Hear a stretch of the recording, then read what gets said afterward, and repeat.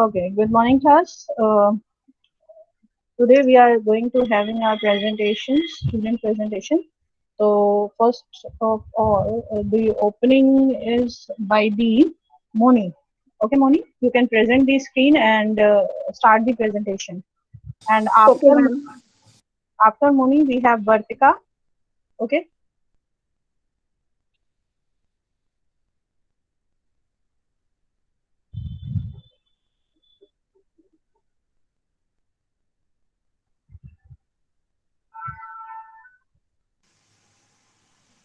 and in Ma'am, the my mean, screen is visible. yes, beta, yes, you are audible and your screen is visible. Okay, ma'am. Ma'am, my presentation topic is social responsibility. Social responsibility refers to the obligation of an organization to seek action that protect and improve the welfare of society along with its owner.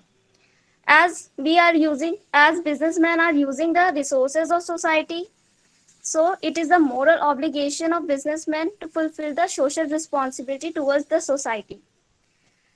Benefits of social responsibility: greater trust with stakeholders, greater customer satisfaction, employees' commitment, investors' loyalty. Now, levels of social responsibility. There are four levels of social responsibility. First is economic, second is legal, third is ethical, and fourth is philanthropic.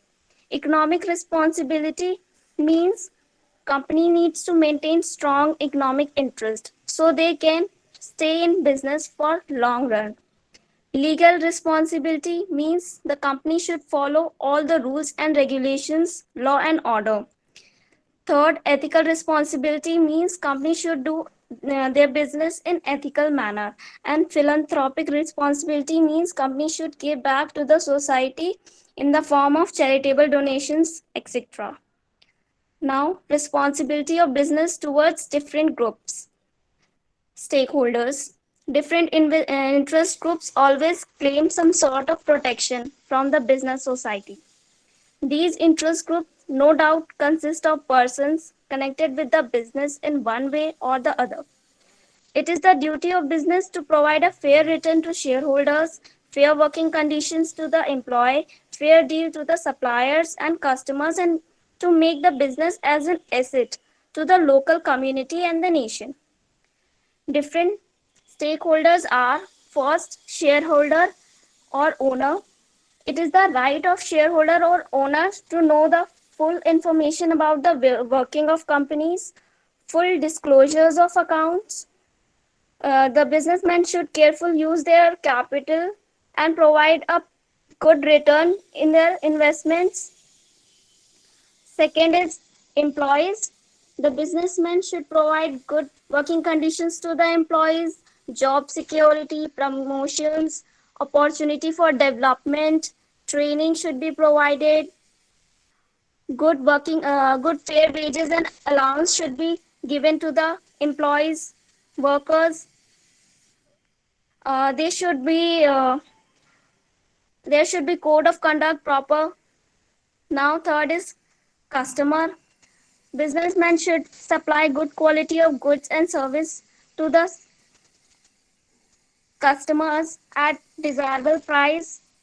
All required information should be provided. Avoid The businessman should avoid unethical trade practices. In advertisement, everything should be disclosed. Now, fourth is responsibility towards the community. No, creditors and suppliers. Uh, uh, Businessmen should provide accurate information to the creditors and suppliers. There should be fairness in transactions, ensure a reasonable price for the article supplied.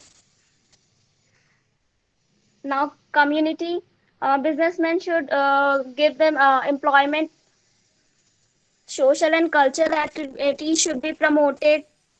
Development, businessmen should provide development of backward areas and locality.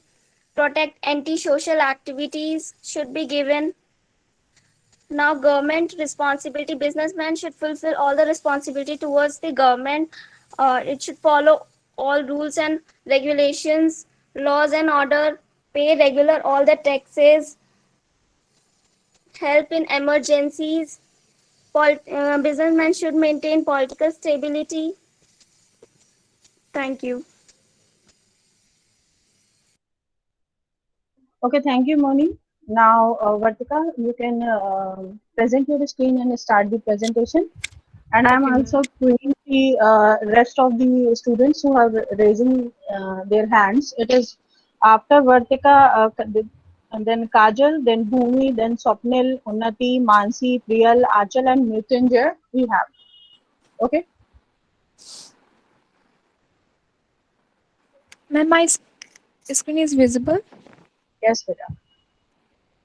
Good morning, ma'am. My topic is power of media. About media, what is it? Media is one of the quixotic platforms in the world for humans to be expressive. Expression doesn't imply someone's to be emotional, it entails one's opinions and views. In a democratic country like India, media plays a very important role in not only making sure that people receive unfeigned news regardless of the domain, but also enables a two-way communication between the people and the government. Now, the advantages of media. First one is keeps us update. Media is free log of people ensuring the outreach of global news. Second one, heuristic and knowledgeable, showers a load of information and newfound facts starting from scientific discoveries to murder files. Third one, open source platform redirecting people's opinions and thoughts to the government agencies. Now, the disadvantages of media, craftily sporadically, news vented are often tried and banal, influenced by political pressure or monetary profits. Intimidating the media bears the torch to intimidate the general population on matters which are not serious as not as crafted banal. As days are passing by, the media is more vulnerable to bribery. Only Indian media market size is around $1.67 trillion. It is increased assured in coming years to at least 11.6%. The 2021 World Press Freedom Index, produced by Reports Without Borders (RSF), a French NGO, has again placed India at 142 ranked out of 180 countries. Now, the words of inspiration about media. Bill Gates said very well that the media is becoming the town square for the global village of tomorrow. Thank you, man. That's all. Thank you, Vartika. Good presentation. Okay, Thank you, then ma'am. Kajal. Kajal, you can present your screen. Yes, ma'am. Okay, just start the presentation. Okay. And after Kajal, Bhumi, then Swapnil.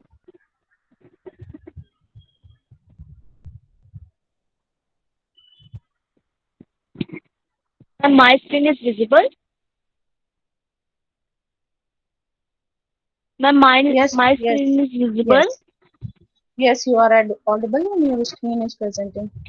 You can start the Ma'am, presentation, my Kajal. topic is okay, ma'am. My topic is formal communication and informal communication.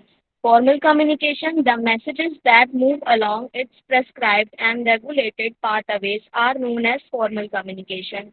Formal communication may be verbal, non-verbal, or written and may take the form of letters, telephone calls, teletype, or radio messages or computer printouts.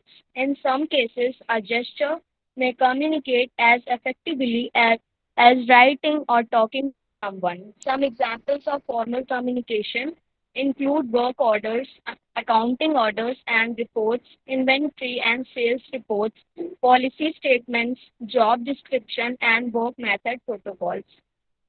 Types of formal communication. Formal communication is divided into three parts. First is downward communication. Downward communication occurs when company leaders and managers share information with lower level employees. Second is upward communication. Upward information flowing from lower level employees to higher level employees is called upward communication. Third is horizontal communication. Horizontal communication refers to the flow of information at the same level. Informal communication. The informal communication is the casual and unofficial form of communication wherein the information is exchanged spontaneously between two or more persons without confirming the prescribed official rules, processes, systems, formalities, and chain of command. The informal communication are based on the personal or informal relations such as friends, peers, family, club members, etc. The informal communication is called as a grapevine as it is difficult to define the beginning and end of the communication. Types of informal communication. Informal communication is divided into single parts. Grapevine communication. Grapevine is a form of informal communication, operates both in internal and external informal channels, which can contribute to and benefit the organization. Difference between formal and informal communication. Formal communication is time consuming. Informal communication is usually quick and easy to navigate. Second is formal communication is too rigid. Informal communication it's too flexible. Formal communication it's slow because it has a prescribed path. Informal communication has no particular path. Formal communication used in a professional setting. Informal communication usually used with friends and family. Thank you. Thank you, Kajal. Thank you for the presentation. Okay, after Kajal, Bhumi, Yes, ma'am. you can start. You can start your presentation, Beta. And after Bhumi, Swapnil Patel, be ready for your turn. Ma'am, the screen is visible or not? Yes, yes, yes, yes. Good morning, everyone. My name is Bhumi Avasthi. Today, the topic of my presentation is all about attitude and value. So, let's start.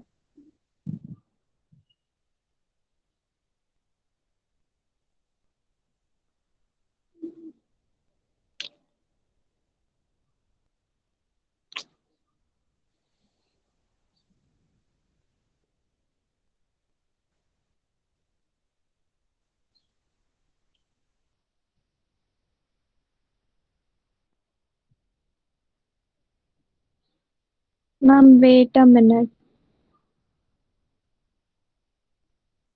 Introduction. People's attitude and value have significant impact on their behavior, both within the organizational contact and other social contact. They influence the perception of objects and people, exposure to and compensation of information, choice of friends, co-workers, etc. Therefore, for managing the people effectively in the organization, management must understand their attitudes and values.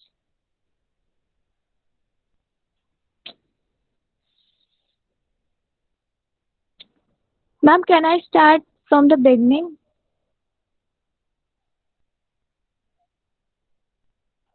Yes, Beta, yes, Beta. Good morning, everyone. My name is Bhumi Avasthi. Today, the topic of my presentation is all about attitude and values. Introduction.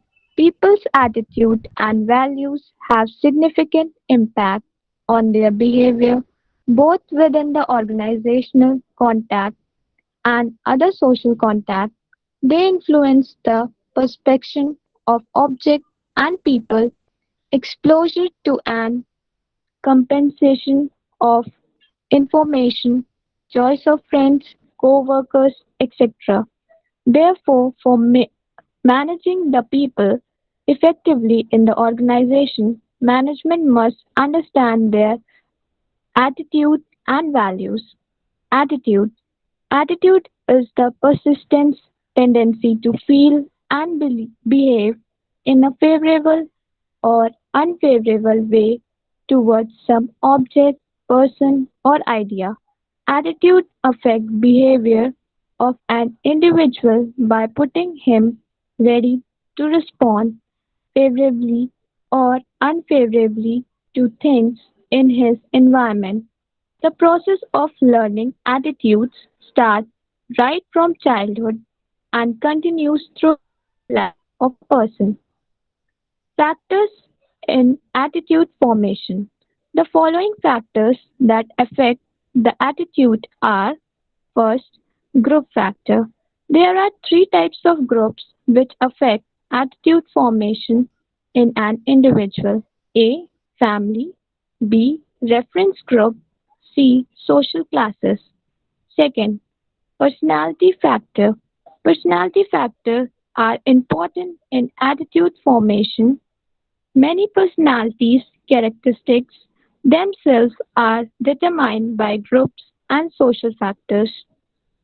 Values. Values that a person has are one of the major forces shaping behavior. Values are a framework of philosophy of an individual on the basis of which he judges what is good or bad, desirable or undesirable, ethical or unethical. Values as global benefits that guides action and judgments across a variety of situations. Difference between attitude and values. Attitude. First, an attitude represents several benefits focused on a specific object or situation. Values. A value represents single beliefs that guides actions and judgments across objects and situations. Attitude. Second, attitudes are derived from personal experience, thus, attitudes are relatively less enduring. Values. Second, values are derived from social and cultural mores and norms, thus, values are relatively more enduring. Thank you all for listening to my presentation. Thank you, Bhumi, uh, for the extensive knowledge of attitude and values. Okay, next, Bhum Swapnil. Swapnil, now you can start your presentation by presenting your screen. And after Swapnil, Unnati, then Mansi.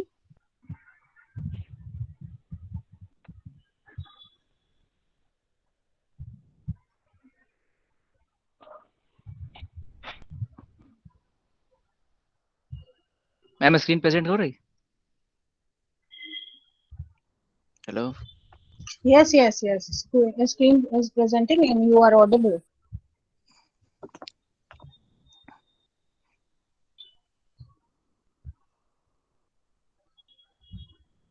Okay.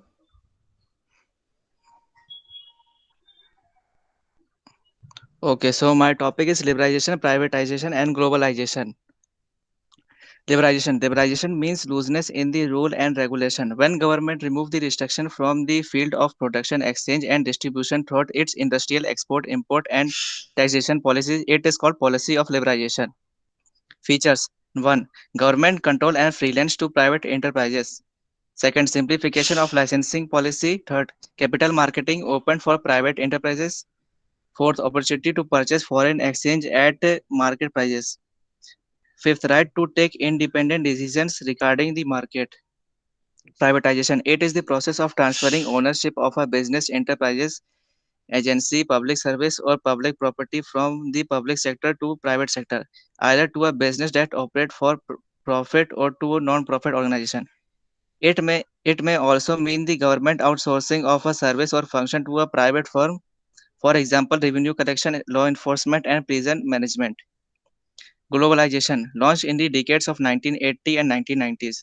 The term globalization is derived from the word globalized, which referred to the emergence of international network of economic system. Globalization refers to the process of increasing economic integration and growing economic independence between the countries in the world economy. Thank you. Okay, thank you, Sapnil, for the knowledge of LPG. And let's move on to the presentation of Unnati. Unnati, now you can start your presentation by sharing your screen. And after Unnati, Mansi, then Priyal, just be ready.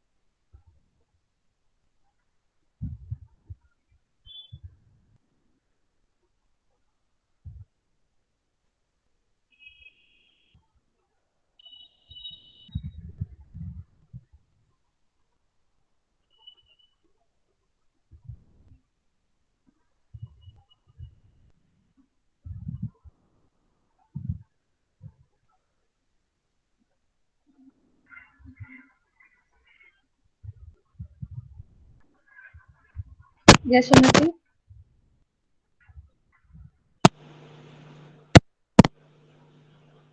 Hello. Yes, yes. Good morning, ma'am. My Good presentation is morning. on topic individual behavior from the subject organization behavior.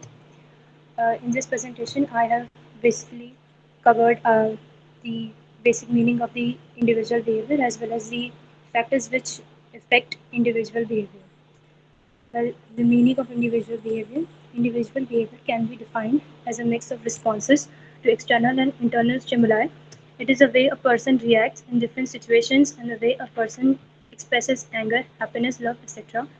For example, in an organization, um, how an employee behaves, reacts in response to certain situations, such as if he has been transferred or has been shifted to another group or he has been given a promotion, his behavior, his reaction towards certain situations perceived can shows his behavior. However, individual behavior is very important for organization to know. For individual is a very important part of an organization, and if organization is able to know the manpower's desire, his ambition, and they might be able to um, implement some policies, or it might be easy for them to do things which might motivate their employees and help them to do better in the work. The factors which affect the individual behaviors are the personal factors, environmental factors, and organization factors. Personal factors, well, certain individual characteristics are responsible for the way a person behaves in daily life situations as well as reacts to any emergency situations. Um, a person Personal factors play a very important role in a person's behavior. Certain factor determines how a person is actually behave, how he actually behaves. These characteristics are characterized as inherited or biographical characteristics or learned characteristics. Inherited characteristics, the features individuals acquire from their parents or from forefathers, are the inherited characteristics. In other words, the gifted features an individual possesses by birth is considered as inherited characteristics. In a one-liner, the characteristics which we cannot control are the inherited characteristics. Following features are the considered as inherited characteristics. Physical characteristics related to such as height, skin complexion, vision, etc. Um, for it we basically it means if we see a person, the way he looks, his outlook might give us a certain um, aspect to know how this person may might behave. For example, if a person is tall, his physique is good, we automatically think that he or she might be athletic person. Or age younger people are more energetic and adventurous. The how it is many studies has been proved that the people who are younger are more determined toward their work, are higher risk taking persons, and more energetic and more motivated than the people who are older. They might follow the same regular pattern and might not be more motivated towards their work. Religion here, religion means does not means certain religion is good or bad. Here it means the person who are religious might be considered as more honest towards their work, not in work but in terms of society and life. Gender, here gender characteristics basically means the uh, earlier however the women's are considered to be less in terms of work when it comes to work than men's. Nowadays these apprehensions has been changed, and intelligence, experience, ability, it all comes with the word itself. These certain aspects, these characteristics which we do not learn but learn during our work, and tells a lot about our behavior, helps organization to know how an individual works and might they might work for them, and learned characteristics are relatively permanent change in the behavior resulting from the interactions between the environment within the environment. Nobody learns everything by birth. From our school is our home, then our society, followed by our educational institutions. The characteristics an individual acquires by observing, practicing, learning from others, and the surroundings is known as the learned characteristics. It consists of following features such as perception, result of uh, different senses like feeling and hearing, etc., is considered as the perception. It is the process of interpretation, basically something that we see or hear in the mind and we take to judge and give a verdict on on a situation or a person or a group. For example, if we hear sounds through vibrations, we interpreted a certain person's speech through their language. And on the social level, it can be it permits people to understand others as well as the group. And on the social level, values influences perception of a situation, decision, and decision making process. It influences your behavior because you use them to decide between alternative values, attitudes, and behavior. And personality. Personality here does not mean how a person looks, but here means his inner outlook, basically the pattern of his thinking, feeling, understanding, and behavior. Either he is an introvert, an extrovert, or a shy or an aggressive person. Personality tells a lot about a human behavior. For if a person is introvert, he might or she might be less confident than a person who is might extrovert and more aggressive. Attitude, positive or negative attitude, like expressing one's thoughts. Um, we had certain attitude towards certain works. It might be unfavorable or in favor or in either unfavorable to the object or people event. That tells a lot about a person's behavior. If that person can work positive or with a positive outlook or a negative outlook. Second, the environmental factors, economic factors. The person works, obviously a person works for food and shelter, so he might or she might look for the employment level and the wage rate is okay for him or her or not. That if the wage is rate, of course person is happy for his work, that might change a lot of behavior in them.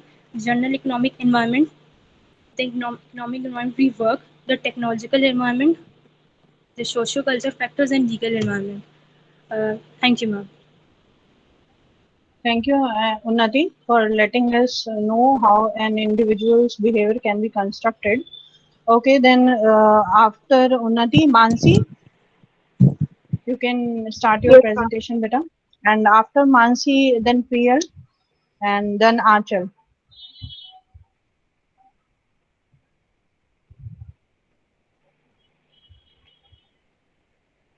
Ma'am, is it visible?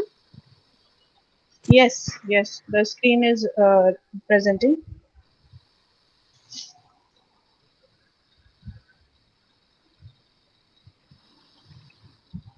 Good morning, everyone. Today, I am also here presenting these slides on agriculture. Firstly, firstly, agriculture is the main source of income in India. It contains about 75% people are living in rural areas and still dependent on agriculture only. and it also contributes to one-sixth of the export earning. In this slide, it shows how much area of India is covered all over, whether it is geographical area, net zone area, gross cropped area, or net irrigated area. India is also the milestone for, in the face of agriculture, and it also plays a vital role as as the production increased 50% from 1967 to 1961 in just 4 years, and also expanding irrigation facilities all over the world also, and it also implementing the water management system and protection activities. India in the world of agriculture is a vital role, and also playing the largest producers all over the world. As agriculture in India is the largest producer of milk, second largest producer of wheat, rice, sugar, etc., and third largest producer of tobacco, and it's also implementing of mechanization facilities. Information technology in agriculture. In this global era, computers are becoming basic tools for increasing farming facilities for the farmers and also for the increasing market implementation and assisting with farm inputs and weather patterns to market information and global prices. Thank you. Thank you, Mansi. As India is an agriculture country, good presentation. Okay, Priyal, you can start your presentation. Okay, ma'am. Okay. And then after Priyal, Achal, then Mrityunjay, and then Humna. DBA. Ma'am, ma'am, my screen is visible? Yes, beta. अभी Okay, उसने ma'am. भी hand raise किया है, वो भी presentation देगा, Jyotsna aunty का लड़का Hmm. अभी देगा इस Okay, लड़की के ma'am. बाद। वो आंचल है। Last, who? हाँ Mansi, वही। mute Mansi. Okay, ma'am, my screen is visible? Yes, beta. You just start your presentation. You are audible and screen is presenting. Okay, good morning, ma'am, and good morning, everyone. This is Priya Yadav. Today, my presentation topic is globalization. What is globalization? Globalization is the process by which ideas, knowledge, information, goods, and services is spread around the world. In the business, the term is used in an economic context to describe integrated economies marketed by free trade, the free flow of capital among countries, and easy access to foreign resources, including labor markets, to maximize returns and benefits of the common goods. Now, types of globalization. Economic globalization. Here, the focus is on the irrigation of international financial markets and the coordination of financial exchange. Free trade agreements such as the North America Free Trade Agreement and the Trans-Pacific Partnership are the example of economic globalization. Now next, political globalization. This type covers the national policies that bring countries together politically, economically and culturally. Organizations such as NATO and the UN are the part of the political globalization effort. Now, cultural globalization. This aspect of globalization focuses in a large part on the technological and societal factors that are causing cultural converse. These include increased ease of communication and the pervasiveness of social media and access to faster and the better transportation. Now, positive impacts of globalization. Invert investment by TNCs helps countries by providing new jobs and skills for local people. TNCs bring wealth and foreign currency to local economics when they buy local resources, products, and services. The extra money created by the investment can be spent on education, health, and infrastructure. The sharing of ideas, experiences, and lifestyle of people and cultures. People can experience foods and other products not previously available in their countries. Globalization increases awareness of events in faraway parts of the world. For example, the UK was quickly made aware of the 2004 tsunami and sent help rapidly in response. Globalization may help to make people aware of global issues such as deforestation and global warming and alert them to the need for sustainable development. Now, Some negative impacts of globalization. Globalization operates mostly in the interest of the richest country, which continue to dominate world trade at the expense of developing countries. Now, there are no guarantees that the wealth from inward investment will benefit the local community. An absence of strictly enforced international laws means that PNCs may operate in LEDs in a way that would not be allowed in a MADC. They may pollute the environment, run risks with safety, or impose poor working conditions and low wages on local workers. Now, globalization is viewed by many as a threat to the world cultural diversity. It's feared it might drown out local economies, traditions, language, and simply recast the whole world in the mold of the capitalist North and West. Now, some effects of globalization on culture. On the relation between globalization and culture, it was agreed that globalization spread family members from each other, encouraged egoism and consequent loss of comparison, had and has a propensity to alert the very manner in which we sense the world. It presents a contradictory face, a much easier flow and spread of ideas, experiences, objectives, and people from one particular part of the global to another, at a divide word thrown together rather than integrated in a manner heavily biased in favor of rich, dominant countries. So, globalization has to be condemned or at least given a more human face. A very thank you for giving the opportunity for this to present my presentation. Thank you, ma'am. Thank you, Priyal. Good presentation. And as we all know, we are increasing our abilities in investment in FDI. Globalization is needed.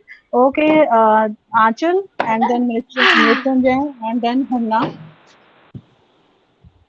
Yes, ma'am. Achal, yes, you can Yes, start the ma'am. presentation.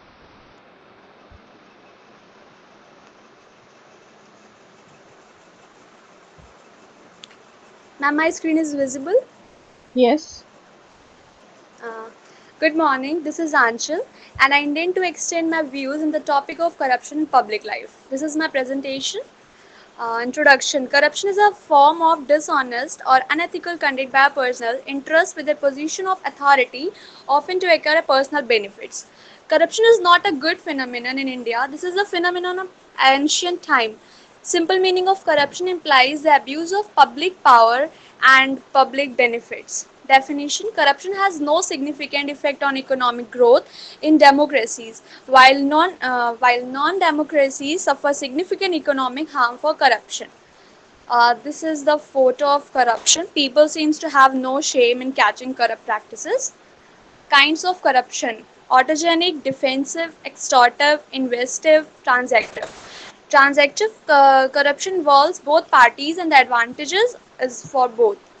Impact of corruption: impact on economy, impact on society, impact as a hidden tax, impact in the allocation of public spending.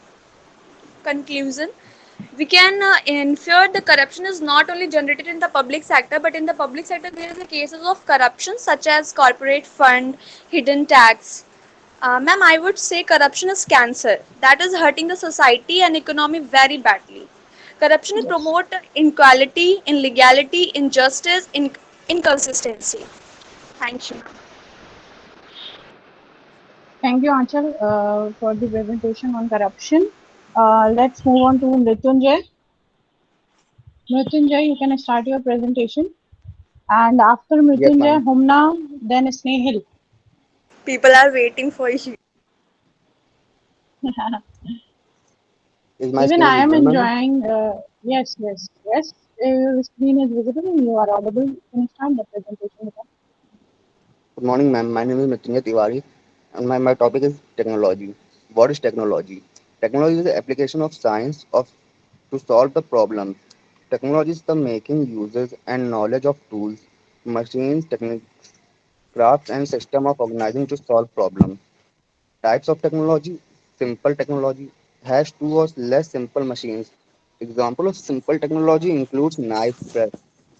Advanced technology has several simple machines. Example microwave, oven, electric iron, washing machine. As you can see in the picture, advantage of technology reduce the time it takes to perform the task. For example, email transits a message faster than sending via postal service. Remove drudgery from task. Amount of energy used upon to perform a task. Allow you to perform more one task at the same time. Example, you can cook while using washing machine to wash your clothes. Disadvantage of technology may negative impact in environment. For example, CFC form refrigerator. Technology some cause unemployment. Machine replace human behavior. Technology can cause individual to become inactive because use of the device does not require much energy of extent. Thank you, ma'am. Thank you, Mrityunjay. IT is in our roots in current scenario. Okay, Humna, you can start your presentation.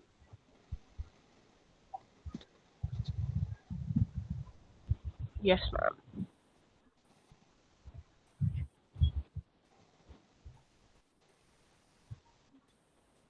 And after Humna, Snehal, then Rishabh. Just be ready for your presentations. Good morning, everyone. My topic for today's presentation is foreign aid and the third world. The question we are asking, does aid necessarily lead to growth? Giving you a brief background about it, most countries take foreign aid and they are able to transform the economies drastically, like India did in 1991. But that's not the whole story. There's other side to the story as well. So, okay, let's find out.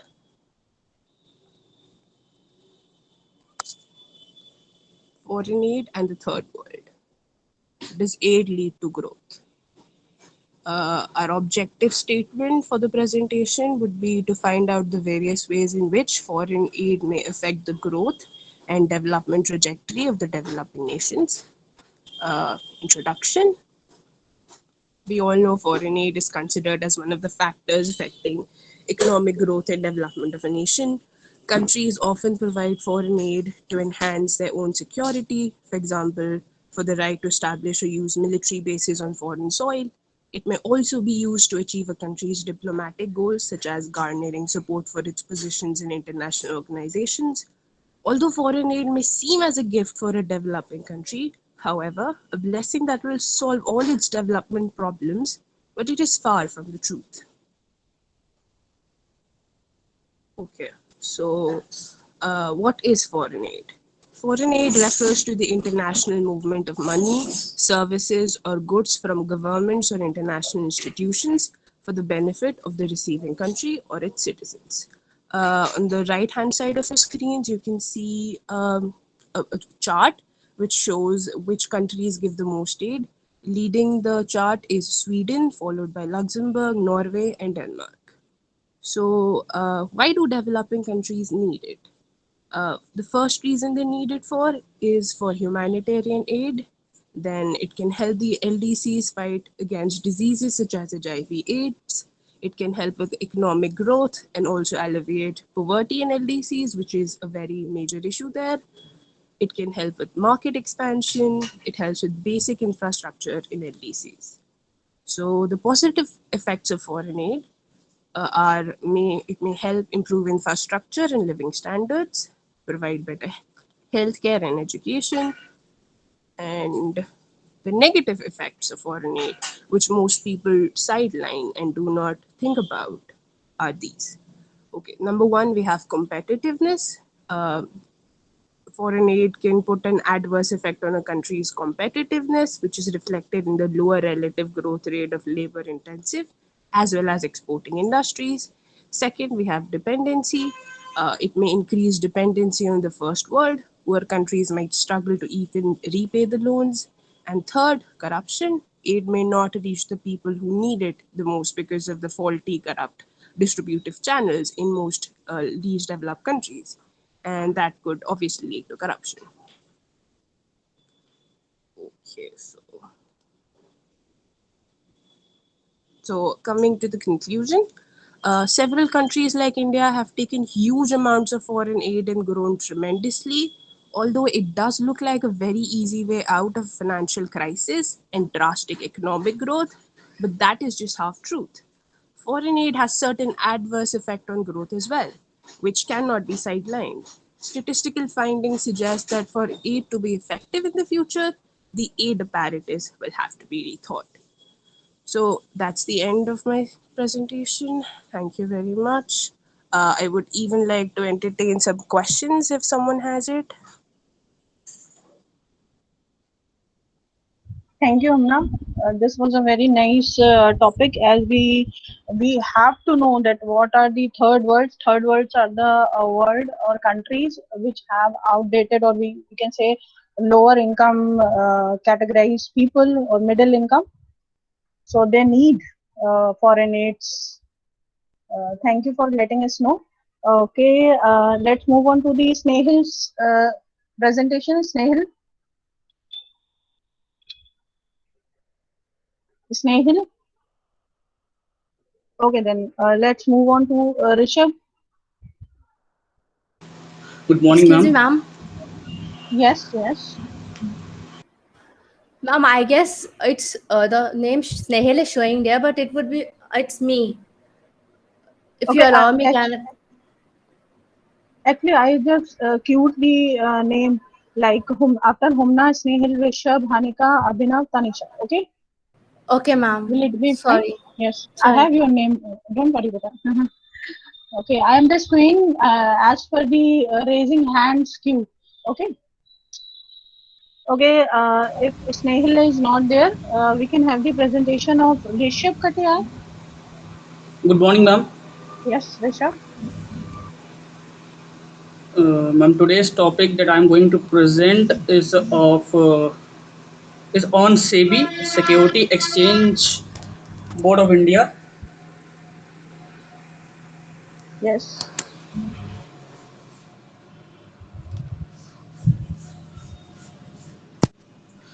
So, getting into brief about SEBI, the Security and Exchange Board of India is a regulatory body for securities and commodity market in India under the jurisdiction of Ministry of Finance, Government of India. It was established in 12th April 1992 and given history powers on 30 January 1992, SEBI Act 1992. Securities and Exchange Board of India was first established in 1988 as a non-statutory body for the regulating the securities market. It became the autonomous body on 30th January 1992 and was accorded study power with passing of SEBI Act 1992 by Indian Parliament. SEBI has 8 headquarters at the business district of Bandra Kurla complex in Mumbai and has northern, eastern, southern and western regional offices in New Delhi, Kolkata, Chennai and Ahmedabad respectively. It has opened local offices at Jaipur and Bangalore and has also opened offices in Guwahati, Bhubaneswar, Patna, Kochi and Chandigarh in financial year 2013 and 2014. Functions of SEBI. SEBI is primarily set up to protect the interest of investors in securities market. It promotes the development of securities market and regulate businesses. SEBI provides a platform for stockbrokers, sub-brokers, portfolio management, investment advisor, share transfer agent, bankers, merchant bankers, and other associated people to register and regulate work. It prohibits insider trading, that is fraudulent and unfair trade practices related to securities market. It ensures that investors are educated on intermediaries of securities market. It monitors substantial acquisition of shares and takeover of companies. SEBI take care of research and development to ensure the securities market is efficient at all time. Authorities and power of SEBI. The SEBI has main 3 powers. Quasi judicial. SEBI has authority to deliver judgment related to fraud and other and ethical practices in terms of securities market. This helps to ensure fairness, transparency, and accountability and securities market. Quasi executive. SEBI has the power to examine the books of accounts and other vital documents to identify or gather evidences against violation. If it's find one violating in the regulation, every SEBI has the power to impose rules, pass judgment, and take legal action against violators. Quasi-legislative, the third power, to protect the interest of investors, the authoritative body has been entrusted with the power to formulate suitable rules and regulations. Such rules tend to encompass the listing obligation, insider trading regulation, and essential disclosure requirement. The body formulates such rules and regulations to get rid of malpractices that are prevalent in securities market. There are some list of stock exchanges under the control of SEBI. The first one is Bombay Stock Exchanges, second Calcutta Stock Exchange Limited, third one is Indian International Exchanges, fourth one Indian Commodity Exchange Limited, fifth Metropolitan Stock Exchange, sixth Multi Commodity Stock Exchange, seventh National Commodity and Derivative Exchanges. Derivative generally means the contract which is derived from the underlying assets which can be traded, which are to be traded in the stock market. And the eighth one is National Stock Exchange of India Limited, and ninth one is NSE IFC Limited.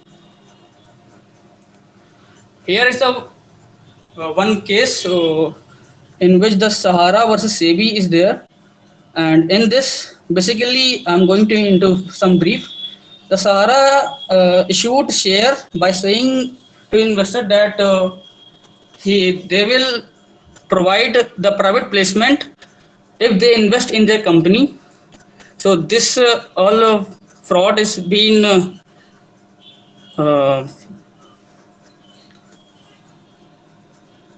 this is all fraud is monitored by SEBI, and they took this case and ordered them and passed an order to return the money to the investors.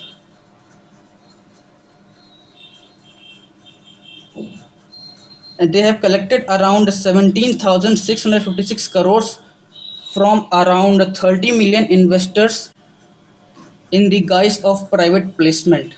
So this indicates the power of SEBI. And what if the SEBI was not formed in 1988? It would lead to increase in insider trading. Insider trading basically means the people who are working inside the stock market, they have some information which are not publicly. They use that information for purchasing the stock of the companies without informing the public. So this can be at very great level. So public which are not aware of about the stock trading are not into it very much. So they can have many risk and they can have many losses. Coming to next, this would have gave rise to chit fund companies. Every day we listen about some chit fund companies. The companies came into existence for not more than 2 months, and they took up the money from the general public, and they got vanished, or they show that in the accounts that they have faced loss and all the money is being sacrificed in that loss. So this would have prevented. This is being prevented because you can see the broke out of Harshad Mehta case. That is only because of the SEBI. And companies must have issuing a share without any authorization. Before issuing a share, the company has to be authorized, and means a company has to be want to have the authorized capital. Like if company has assets of 4 lakh rupees, then the company cannot issue more than that. So this can be happen if the SEBI was not there. They can issue more than 4 lakh rupees. They can issue about 8 lakh rupees. So claim because if they issue more than that, the claim would not settle and people may face the loss. It would have affect development of country, of course, because the FDI and FII would not come into country because no regulating body is there. Nobody would gonna trust on us.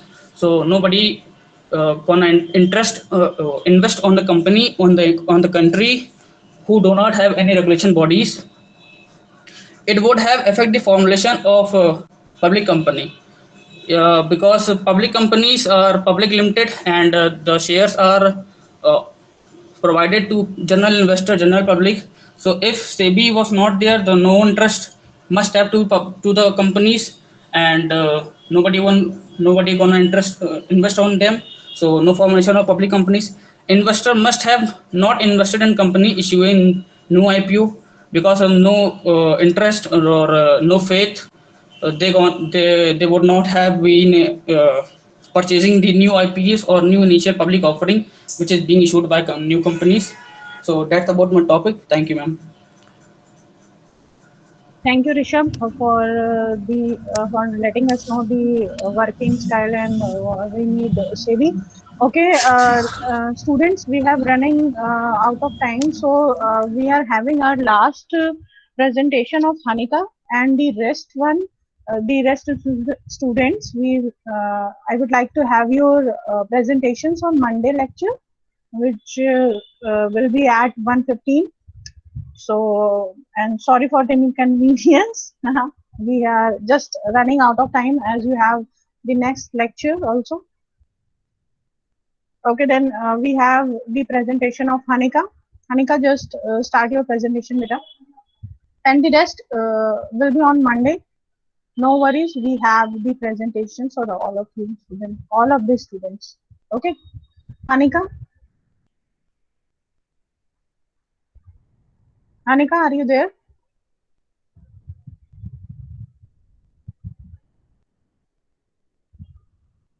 Hanika?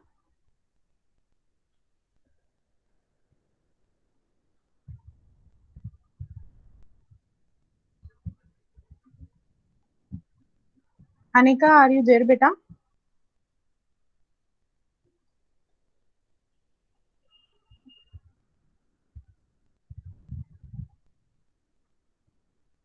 Okay, I think maybe some network issue or whatever the reasons why Hanika is not responding. Okay, fine. Students, let's end up the session here, and we will have next presentation session will be, yes, Nana? Yes, Nana? Ma'am, they were asking the last date.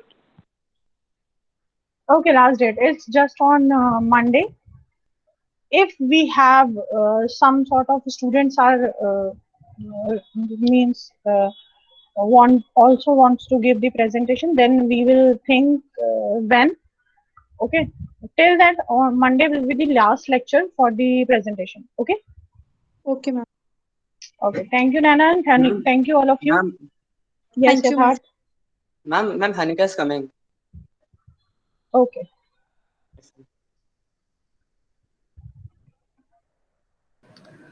I'm sorry, ma'am. Fine. Anika, just start the presentation as we are running out of time. Yes, ma'am. And okay, just start, Vita.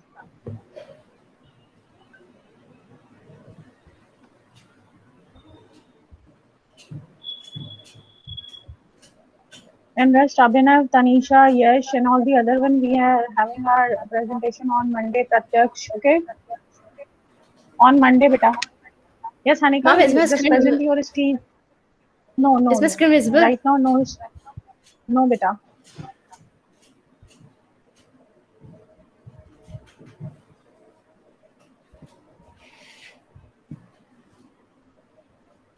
Just a minute, ma'am. Yes, now it is buffering. Yeah.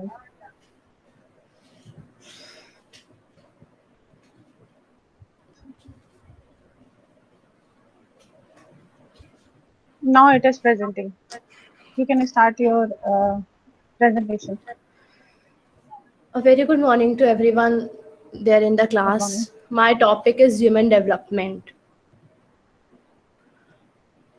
Since we have come across this term development since class 4 or 5, we have heard about that America is a developed country and India is a developing country, China is a developing country. So basically the term development is all about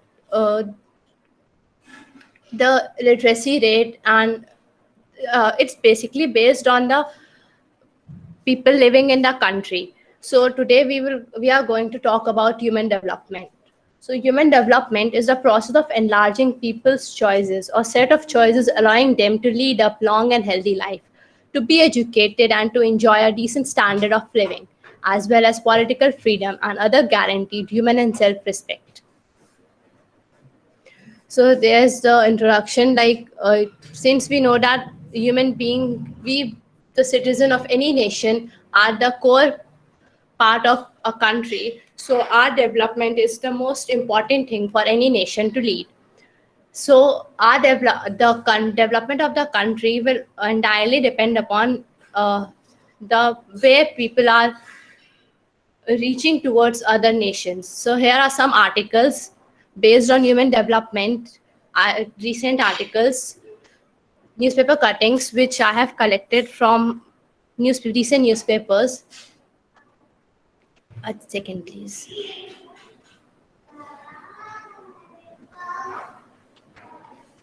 This shows the news headlines related to human development in past 2 years of India.